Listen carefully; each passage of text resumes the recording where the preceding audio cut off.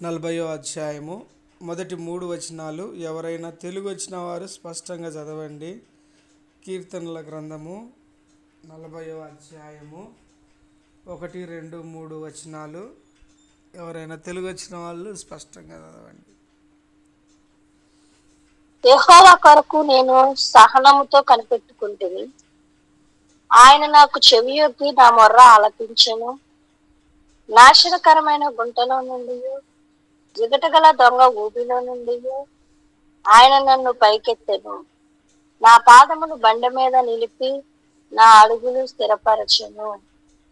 తనకు స్తోత్ర రూపమగు క్రొత్త గీతమును మన దేవుడు నా నోట నుంచెను. అనేకులు దాన్ని చూచి భయభక్తులు కలిగి యెహోవా యందు నమ్మిక ఉంచెదరు. థ్యాంక్ యూ మా. Praise the Lord. యెహోవా కొరకు నేను సహనముతో కనిపెట్టుకుని ఉంటిని. దావీదు తను వెళ్తున్న పరిస్థితులన్నీ కూడా మనకు తెలుసు కదండి. ప్రత్యేకంగా జ్ఞాపకం చేసుకోనవసరం లేదు. శత్రువుల బారి నుంచి, తన సొంత కుటుంబీకుల వల్ల ద్వారా, ఇంకా తనకు ఉన్నటువంటి ఆ యొక్క రాజ్యంలో ఉన్నటువంటి వ్యతిరేకతను బట్టి ఎన్నో రకాలుగా ఆయన శ్రమ పడుతూ ఉంటాడు. ఆ విషయం మనకందరికీ తెలుసు. అయినప్పటికీ ఆయన కోరుకుంటున్నటువంటి, ఆయన చెప్తా ఉన్నటువంటి ఆ యొక్క పరిస్థితుల్లో యెహోవా కొరకు నేను కనిపెట్టుకొని ఉంటేనని జనరల్గా ఆయన చెప్పట్లేదు. ఎందుకంటే కనిపెట్టుకోవడం అన్నది చాలా సింపుల్ థింగ్ అనుకుంటాం, కానీ సహనంతో కనిపెట్టుకోవడం కావాలి కదండి. కనిపెట్టుకోవడం అంటే, ఇప్పుడు ఫర్ ఎగ్జాంపుల్ ఒక 10 నిమిషాల్లో బస్సు వస్తుందంటే మనం ఏం చేస్తాం? ఒక క్యాబ్ బుక్ చేసినా, ఇంకోటి చేసినప్పటికీ అది ఇంకొక 2-3 నిమిషాల్లోనో 5 నిమిషాల్లోనో వస్తుందని మనం అక్కడికి వెళ్ళిపోతూ ఉంటాం. దానిని బట్టి మనం ఏమాత్రము ఆలోచన చేయము. కానీ యెహోవా కొరకు కదండి, ఎలాంటి సమయంలో నాశనకరమైనటువంటి గుంట, అది ఎలాంటి విపత్తు అయినా అయి ఉండొచ్చు. అది ఎలాంటి జిగటగల దొంగ జిగటగల ఊబిలో నుంచి తీసి కాలు పెట్టడం ఎంత కష్టం అండి. చాలా అంటే ఆయన ఎంత భయంకరమైనటువంటి, అందులో నుంచి బయటికి రాలేనటువంటి పరిస్థితుల్లో ఆయన అంటున్నటువంటి మాట, సహనముతో కనిపెట్టుకోవాలా. క్రైస్తవ బిడ్డలమైనటువంటి మనము, మన పరిస్థితులు ఎప్పుడు మనం అనుకున్నటువంటి ఆశాజనకంగా ఉండకపోతే మనలో ఏమైపోతుందంటే, మనలో సహనం అనేది పూర్తిగా కోల్పోతూ ఉంటాం. దేవుడు కొరింథీ పత్రిక కూడా మనం చూస్తాం. సాధారణంగా మనకు కలిగే శోధనలు తప్ప అంతకు మించి ఆయన మనకు అనుమతించడు. అందుకే సహనముతో కనిపెట్టుకొని ఉండాలా. మనం చెప్పగలమేమో ఈ మాట చాలా సులువుగా, మనం వేరే వాళ్ళకు చాలా నిలబడి చెప్పగలం కదా. ఒకవేళ మన జీవితంలోనే వచ్చింది అంటే, నా జీవితంలోనే ఇలాంటి సమస్య ఒకటి నేను కలిగి ఉన్నాను అంటే, అంత సహనం కనపరుచుతామా? ఎదుటి వారికి చెప్పడానికి ఉన్నటువంటి సహనము, లేదంటే ఓపిక, లేదంటే ఇంకొక ఉద్దేశము, ధైర్యపరిచే విధానము నా దగ్గరకు వచ్చినప్పుడు ఎలా ఉంది? నేను చెప్పినటువంటి రీతిగా క్రైస్తవ బిడ్డగా జీవిస్తున్నటువంటి మనము ఆ విధంగా సహనం కలిగి కనిపెట్టుకున్నామా? అదే దావీదు చెప్తా ఉన్నాడు, అయ్యా నేను సహనంతో కనిపెట్టుకున్నాను కాబట్టి ఆయన నాకు చెవి ఎగ్గి నా మొర ఆలకించును కదండి. ఆ మాటను బట్టి మనం గమనిస్తే కీర్తనల గ్రంథము 34వ అధ్యాయము 15వ వచనంలో ఏమనుంటుంది? యెహోవా దృష్టి నీతిమంతుల మీదనున్నది, ఆయన చెవులు వారి మొరలకు ఒగ్గి ఉన్నవి. ఆయన చెవులు వారి మొరల కోసం ఒగ్గి ఉన్నాయంటే ఏం ప్రార్థన చేస్తే నేను ఏ విధంగా సమాధానం ఇవ్వాలి? ఈ మాట చూడండి, నాకు చెవి ఒగ్గి నా మొర్ర ఆలకించను. ఎందుకు? నువ్వు కనిపెట్టుతూ ఉన్నావు. ఎలా కనిపెడతా ఉన్నావు? సహనముతో.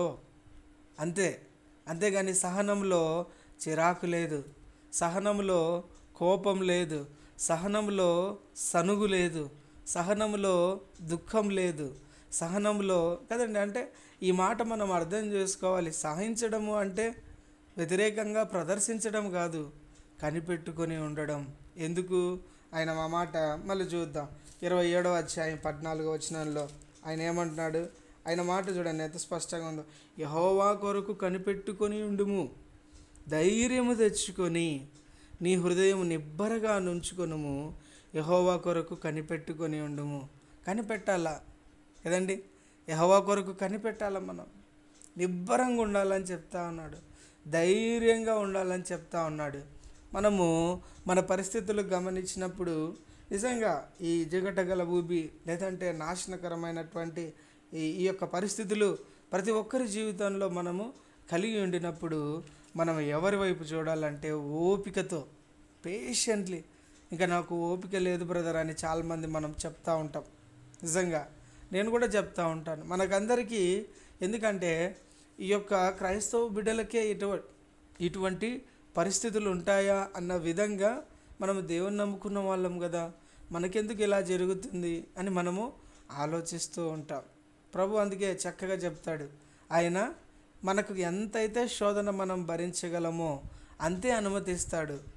మనం ఎందుకంటే ఆయన వైపు చూడాలి, ఆయన వైపు చూడాలి. ఆ కనిపెట్టుకునే విధానంలో ఎలాంటి హృదయంతో కనిపెడుతున్నావో చూస్తూ ఆయన నా ప్రార్థనలకు చెవియొగ్గి ఆలకిస్తాడు. నాకు చెవియొగ్గి ఆలకించడం అంటే ఆయన ఉన్నటువంటి స్థానము నుంచి నీ ప్రార్థన వైపు తిరిగి చూడడం. నీ ప్రార్థన వైపు నువ్వు కనపడకుంటే ఒక వ్యక్తిని మనం ఏ విధంగా వెతుకుతామో ఆయన వెతికి మన ప్రార్థనకు ఇచ్చేటటువంటి దేవుడు ఆయన. మనం ఎప్పుడైనా కానీ మన యొక్క ప్రార్థన ఉద్దేశము సహనముతో కనిపెట్టుకుని ఉండాలా, ధైర్యముతో. ధైర్యం లేకపోతే చాలా కష్టమండి. నిజంగా క్రైస్తవ బిడ్డలుగా నిన్న కూడా మనం మెసేజ్లో చూస్తూ వచ్చాం, ధైర్యం ఎంతో అవసరం క్రైస్తవ బిడ్డలకు. ఎందుకు అంటే శత్రువు వైపే మనం ఎక్కువ చూసే అవకాశం ఉంది. నిజంగా దేవునిలో మనం ఎదుగుతూనే మనకున్న పరిస్థితులు, శరీరంగా నష్టపోతున్నప్పుడు, కుటుంబంగా మనం నష్టపోతున్నప్పుడు, లేదంటే మన అవసరాలు తీరనప్పుడు మనం కొంత అటు ఇటు జరిగేటటువంటి పరిస్థితులు ఉంటాయి. కానీ ఆయన ఏమంటున్నాడంటే ఎంత భయంకరమైన ఊబి అయినప్పటికీ అందులో నుంచి నిన్ను పైకెత్తుతాను. అది నేర్చుకున్నాడు దావీదు. నేను నా యొక్క నిరాశలో నన్ను లేవనెత్తి నా దేవుని కొరకు నేను కనిపెడతాను కదా. ఆయన ఏమంటున్నాడు? నా పాదములు బండ మీద నిలిపి కదా. ఆ మాట మనం చూస్తాం పాత నిబంధన గ్రంథంలో. ఆయన బండ మీద, ఆ బండ క్రీస్తే అని చెప్తాం కదండి. మరి ఆ విధంగా మనము క్రీస్తుతో మరి ఆయన పాదాలు స్థిరపరిచే దేవుడు కదా. నా నిరాశలో నుంచి నన్ను లేవనెత్తే దేవుడు, నా అడుగులు స్థిరపరిచే దేవుడు నాకు ఉన్నాడు కదండి. ఎప్పుడైతే మనం ఈ విధంగా ఆ బండ అయినటువంటి క్రీస్తు పైన మనం ఆధారపడగలిగితే, ఆ విధంగా సహనముతో మనం కనిపెట్టుకోగలిగితే, నిజంగా ఆ మాటను బట్టి మనం చూడొచ్చు కూడా ఎంత స్పష్టంగా రాయబడిందో లేఖన భాగం. 1 కొరింథీ రాసిన పత్రిక 10వ అధ్యాయము 10వ వచనం. మీరు సనుగకుడి, వారిలో కొందరు సనిగి సంహారకుని చేత నశించిరి. మరలా 4వ వచనం కూడా గమనించినప్పుడు, అందరూ ఆత్మ సంబంధమైన ఒకే పానీయమును పానము చేసిరి, ఏలయనగా తమ్మును వెంబడించిన ఆత్మ సంబంధమైన బండలోనిది త్రాగిరి, ఆ బండ క్రీస్తే. అయితే ఇక చూడండి, ఇది మనకు ఉండాల్సినటువంటి మొట్టమొదటి మనము క్రీస్తులో ఉన్నటువంటి వారు కలిగి ఉండాల్సింది. అయితే వారిలో ఎక్కువ మంది దేవునికి ఇష్టలుగా ఉండకపోయిరి. నువ్వు దేవునికి ఇష్టడుగా ఉన్నావు అంటే ఆయన సమాధానం ఇచ్చేంత వరకు ఓపికతో కనిపెట్టాల్సిందే కదా. మనం ఏ విధంగా మన పరిస్థితులను మనం మార్చగలము?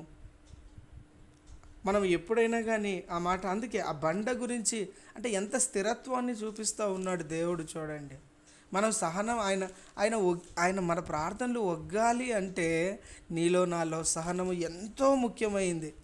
ఇంకా నాకు ఓపిక లేదండి అని చెప్తా ఉంటాం, నిజంగా చెప్తా ఉంటాం. మరి దేవుని యొక్క అధికారాన్ని నా చేతుల్లో తీసుకునేంత సామర్థ్యం కలిగిన వాళ్ళమో మనము ఎలా చెప్పగలుగుతాం? ఎలా చెప్తాం అలా? ఇంకా నాకు లేదండి ఓపిక అని. ఓపిక లేకపోతే మనం ఏమైపోతాం చెప్పండి? అదే చెప్పాడు ఆయన, సంహారకుని చేతల సంహరింపబడిరి. ఎందుకు అంటే ఆయన ఆ మాట చూడండి, మత్తయి సువార్త 8వ అధ్యాయము 25వ వచనం గమనించినప్పుడు, వాన కురిసెను, వరదలు వచ్చెను, గాలి విసిరి ఆ ఇంటి మీద కొట్టెను, కానీ దాని పునాది బండ మీద వేయబడెను గనుక అది పడలేదు. కదండి, ఎలాంటి పునాది? నీ యొక్క, నా యొక్క ఇలాంటి చిన్న చిన్న శోధనలకే పడిపోయేటటువంటి మరి పునాది నువ్వు క్రీస్తు పట్ల కలిగి ఉన్నావు అంటే నిజంగా ఎలా ఆయన సమాధానాన్ని ఆయన చూడండి, ఆయన తన స్థితిలో నుంచి లేవనెత్తిన దేవుడు, తన పాదాలను స్థిరపరిచినటువంటి దేవుడు, తనను నిలబెట్టినటువంటి దేవుని వైపు చూశాడు. కాబట్టి దావీదు ఆయన ఏమవుతా ఉన్నాడు? ఒక కొత్త గీతము కదండి. కనిపెట్టే విధానంలో చాలా సహనం అవసరం, చాలా ఓపిక అవసరం, నిజంగా చాలా అవసరం. ఈ పరిస్థితి ఎలా ఉంటుందంటే ఒక చిన్న ఎగ్జాంపుల్ చెప్తాను చూడండి. మీరందరికీ తెలిసిందే, అయినప్పటికీ సమయాన్ని బట్టి తెలియజేస్తూ ఉన్నాను. ఎప్పుడైతే మన పరిస్థితులు దేవుడు అనుమతించినప్పుడు అవి ఏదైనప్పటికీ మనము దేవుని వైపు చూస్తే చాలా క్షేమంగా ఉంటామండి. దేవుని వైపు చూడగలిగితేనే మనము చాలా క్షేమంగా ఉంటాం. ఎప్పుడైతే మనం ఇతరులతో కంపేర్ చేసుకోవడం మొదలు పెడితే అప్పుడే మనలో ఈ యొక్క సనుగులు మొదలవుతాయి. అప్పుడే ఈ విధమైన విచారణ మొదలవుతుంది. వాళ్ళకి ఇలా జరిగిందే, వాడికి కూడా నా విధమైనటువంటి ఏజ్ గ్రూపే కదా, వాడికి మంచి జాబ్ వచ్చింది కదండి, వాళ్ళ బిజినెస్ మంచిగా ఉంది. ఎప్పుడైతే మనం కంపేర్ చేస్తామో, మనము ఎలా కంపేర్ చేయగలుగుతామండి మన జీవితాన్ని? దేవుడు నిన్ను ఎక్కడి నుంచి ఎక్కడికి తీసుకొచ్చాడు? అసలు నీకు అర్హత ఉందా ఆయన్ని అడగడానికి? మనకు అర్హత ఉందా ఏ విధంగా ఆయన్ని అడగడానికి? ఆయన అనుమతించే పరిస్థితులు స్వీకరించి ముందుకు వెళ్ళాలి. మనం ఎలా కంపేర్ చేసుకుంటాము? వాళ్ళు ఇలా ఉన్నారు, వీళ్ళు ఇలా ఉన్నారు, నేను అలా లేను అని. మరి నీకు అసలు దేవుడు రక్షణనివ్వడానికి కూడా నీలో నాలో ఏ యోగ్యత ఉందండి? మరి ఇంతమంది మన చుట్టుపక్కల ఉండగా నిత్య జీవమైనటువంటి ఆ పరలోక వాసము నీ కొరకు నా కొరకు ఆయన కడుతున్నాడు ఇప్పుడు. ఎందుకు అంటే ఆయన ఉండు స్థలంలో మనల్ని ఉంచడానికి. ఆ స్థిరమైన నివాసం వైపు మన గురి కలిగి ఉన్నామా? ఆ విధమైనటువంటి క్రీస్తు అనే బండ మీద నిలబడి ఉన్నామా? తాత్కాలికమైనటువంటి లోకంలో ఉన్నటువంటి వాటిని మనతో ఉన్నటువంటి వారిని చూస్తూ మనం ఇలా దుఃఖంలో ఉన్నామా? నిజంగా దావీదు అదికే చెప్తా ఉన్నాడు, సహనము ఆయనకు తెలుసు, సోన్స టైంలో ఆయన చేస్తాడు. అది మన దేవుని గురించి మనకు ఉండవలసినటువంటి అండర్స్టాండింగ్. ఆయన అదే అన్న, వానలు వస్తాయి, వరదలు వస్తాయి, దుఃఖం వస్తుంది, ఏడుపు వస్తుంది, అయినా నీ బండ క్రీస్తు కదా, నువ్వు ఆ బండ పైన నిలబడి ఉన్నావు, క్రీస్తుతో ఉన్నావు. అందరూ దేవునికి ఇష్టలుగా ఉండలేకపోవడం అంటే అదేనండి. మనం ఎప్పుడైతే మన ఇష్టం దేవునికి ఇష్టాన్ని కాకుండా మన ఇష్టాన్ని తీసుకుంటామో ఆటోమేటిక్గా ఆ కంపారిజన్ అన్నది మనలోకి వచ్చేస్తూ ఉంటుంది. మనం ఆత్మీయ స్థితిలో పోటీ పడడం తప్పు లేదు, కానీ మన కళ్ళకు కనపడే తాత్కాలికమైన సంతోషాల వైపు మనం పోటీ పడడం వల్ల మనలో ఉన్నటువంటి క్రైస్తవ జీవితాన్ని, మనము నమ్మిన దేవుణ్ణి మనము తక్కువ చేసినటువంటి వాళ్ళం అవుతాం కదా. ఎప్పటికీ మన యొక్క విశ్వాస జీవితంలో ఎలాంటి కఠినమైన పరిస్థితులు ఉన్నా సహనముతో కనిపెట్టాలి, నిజంగా ఓపికతో కనిపెట్టగలగాలి. అలా కనిపెట్టినప్పుడే ఆయన నీ నోట నా నోట ఆయన స్తోత్ర గీతాన్ని ఉంచుతాడు. నిజంగా మనకు అన్ని వాక్యం తెలుసు కదండి. యోబు తను సంపూర్ణంగా కోల్పోయినప్పుడు, నేను దిగంబరినై వెళ్ళిపోతాను, యెహోవా నామమునకు స్తుతి కలుగునుగాక.